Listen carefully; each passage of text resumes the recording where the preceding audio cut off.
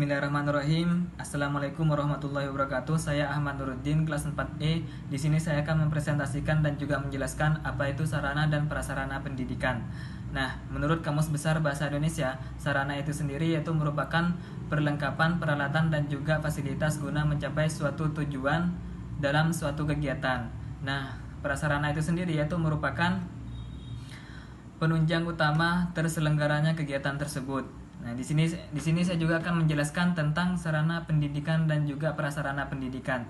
Nah, sarana pendidikan itu sendiri yaitu merupakan semua perangkat, peralatan, bahan, dan juga perabot yang secara langsung digunakan dalam suatu pendidikan. Nah, sedangkan prasarana pendidikan itu yaitu merupakan perlengkapan dasar yang secara tidak langsung menunjang pelaksanaan dalam proses pendidikan. Saya akan menjelaskan tentang klasifikasi sarana dan prasarana. Nah, klasifikasi sarana dan prasarana ini dibagi menjadi dua bagian, yaitu secara langsung dan tidak langsung. Nah, yang secara langsung itu digunakan dalam proses pembelajaran seperti ruang kelas, laboratorium, dan juga ruang komputer. Dan yang tidak langsung yaitu adalah yang tidak digunakan dalam proses pembelajaran, misal ruang kantor, kantin sekolah, tanah, dan juga jalan yang menuju ke sekolahan tersebut. Nah, selanjutnya saya akan menjelaskan tentang perencanaan sarana dan prasarana pendidikan. Nah, perencanaan dan sarana dan prasarana pendidikan ini juga dibagi menjadi dua, yaitu perencanaan pengadaan barang bergerak dan perencanaan barang yang tidak bergerak. Nah, perencanaan barang yang bergerak ini meliputi yaitu penyusunan daftar kebutuhan sekolah, eliminasi biaya, penyusun skala prioritas, dan penyusun rencana pengadaan. Nah, adapun yang tidak bergerak hanya meliputi tanah, bangunan, dan lain sebagainya. Cukup sekian dari saya. Wassalamualaikum warahmatullahi wabarakatuh. Nama saya Dewi Surya Primadani, NIM 183, ingin menjelaskan tentang pengadaan sarana dan prasarana dan pengaturan sarana dan prasarana. Pengadaan sarana dan prasarana meliputi 3 aspek, yaitu pembelian, produksi sendiri, dan rehabilitas atau rekondisi sarana. Yang pertama adalah pembelian, yaitu pemenuhan sarana dan prasarana dengan cara sekolah memberikan sejumlah uang kepada penjual untuk memenuhi kebutuhan sarana dan prasarana. Yang kedua adalah produksi sendiri.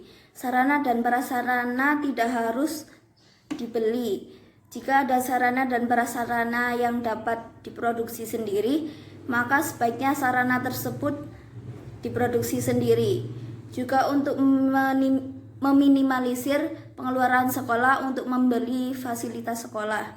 Yang ketiga adalah rekondisi, yaitu peremajaan kembali sarana dan prasarana yang telah rusak untuk meningkatkan fungsi dari sarana tersebut.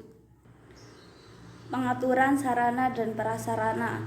Pengaturan sarana dan prasarana terdiri dari dua, yaitu inventarisasi dan penyimpanan. Inventarisasi adalah kegiatan menyimpan dan menyusun sarana prasarana yang ada di sekolah secara tertib, teratur, dan lengkap. Tujuan dari inventarisasi adalah menjaga dan menciptakan tertib administrasi sekolah yang ada.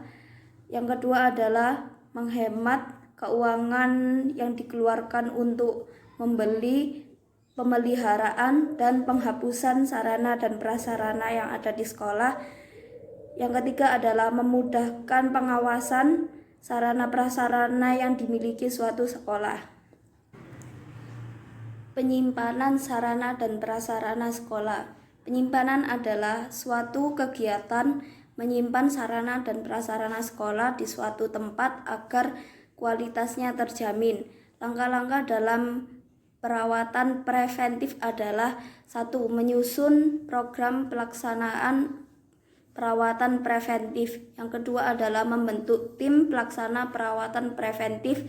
Yang ketiga, menyiapkan jadwal tahunan kegiatan perawatan preventif untuk setiap peralatan dan fasilitas yang ada di sekolah. Yang keempat adalah menyiapkan lembar evaluasi untuk menilai hasil penilaian perawatan preventif. Dan yang kelima adalah memberikan penghargaan bagi mereka yang berhasil meningkatkan kinerja peralatan sekolah. Nama saya Suljana, NIM 181. Saya akan menjelaskan tentang penggunaan sarana dan prasarana. F. Pemanfaatan sarana dan prasarana pendidikan adalah untuk mencapai tujuan pembelajaran. Dalam pemakaian sarana dan prasarana harusnya memakai prinsip efisien, yang artinya pemakaian sarana dan prasarana secara hemat dan hati-hati. Penanggung jawab sarana dan prasarana adalah kepala sekolah yang dilimpahkan kepada Wakasek. G. Penghapusan sarana dan prasarana. Menurut Suharsimi Arikunto dan Lia Yuliana, tahap-tahap penghapusan dapat melalui 1. Pemilihan barang setiap tahun dengan waktu memperkirakan kebutuhan. Yang kedua, memperhitungkan faktor penyingkiran ditinjau dari segi nilai uang. Yang ketiga, membuat perencanaan dan pemberitahuan ke yang akan diadakan penyingkiran dengan menyebutkan barang-barang yang akan disingkirkan. Yang keempat, melaksanakan penyingkiran dengan cara A.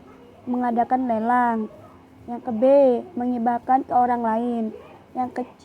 Bakar. Yang ke D. Penyingkiran disaksikan oleh atasan. Yang kelima, membuat berita acara tentang pelaksanaan penyingkiran. Saya di sini akan menjelaskan prinsip-prinsip sarana dan prasarana. Yang pertama ialah lahan bangunan dan perlengkapan perabot harus menggambarkan cita dan citra masyarakat seperti halnya yang dinyatakan dalam masyarakat dan tujuan pendidikan.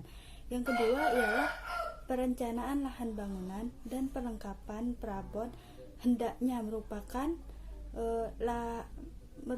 keinginan karena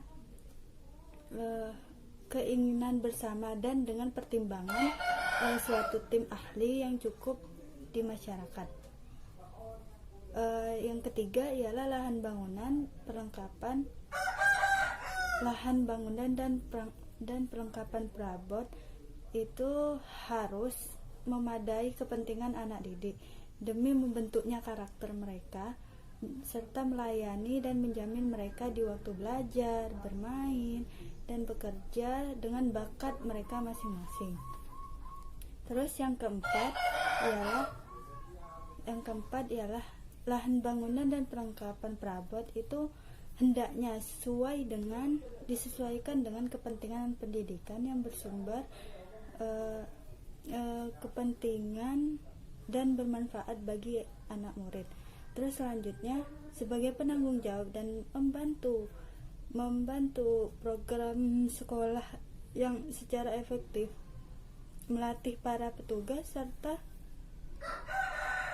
memilih alatnya dan cara menggunakannya agar mereka menyesuaikan serta melaksanakan tugasnya dengan fungsi dan profesinya. Selanjutnya, seorang penanggung jawab itu harus mempunyai kecakapan untuk mengenal baik kualitatif maupun kuantitatif serta menggunakan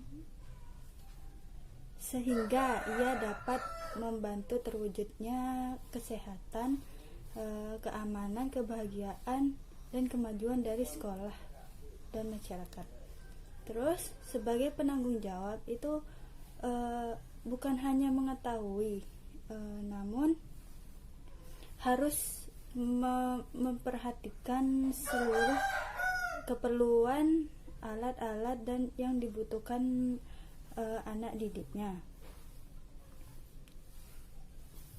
Terus selanjutnya saya akan menjelaskan tentang kondisi fasilitas pendidikan yang ada di Indonesia. Di mana di sini kami telah mewawancarai salah satu pendidik di salah satu sekolah di mana keadaan fasilitas sarana dan prasarana tersebut cukup baik. Namun ada permasalahan dalam sarana dan prasarana itu, yaitu tidak meratanya